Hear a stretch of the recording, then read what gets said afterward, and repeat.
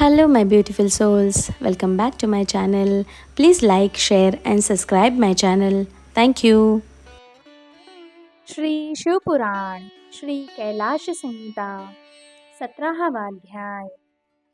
शिव ही प्रकृति के कारण रूप है। वामदेव जी बोले, भगवान, पूर्व में आपने ही प्रकृति के नीचे नियति और ऊपर पुरुष बताया था, फिर आज आप यह क्या कह रहे हैं? प्रभु, मेरा संशय दूर कीजिए।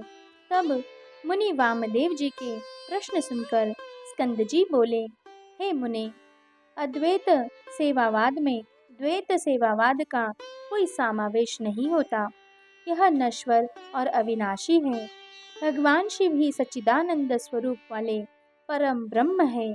इन्हीं त्रिलोकीनाथ कल्याणकारी शिव को ही सर्वज्ञ, सबका कर्ता एवं त्रिवेदों का उत्पादक कहा जाता है।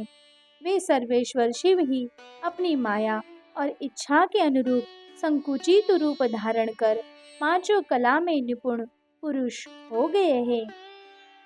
वो ही भोगता है जो कि प्रकृति के सभी गुणों को भोगने वाले हैं। वे ही समष्टि और चित्त प्रवृत्ति का और चित्त प्रकृति तत्व के स्वामी है। प्रकृति के गुण सत्व से उत्पन्न हुए हैं। गुणों से बुद्धि, बुद्धि से ही अहंकार की उत्पत्ति होती है। तब उससे तेज और उससे मन, बुद्धि और इंद्रियों की उत्पत्ति हुई है।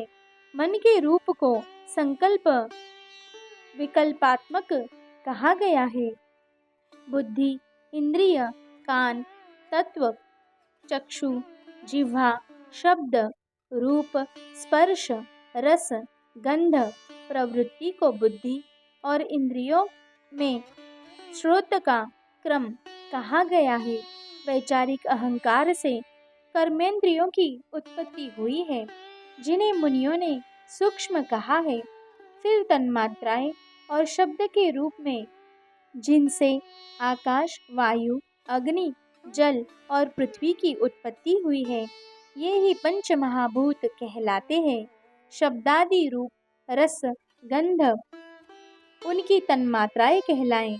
आकाश, वहन, पाचन वेग आदि पांच महाकलाएं।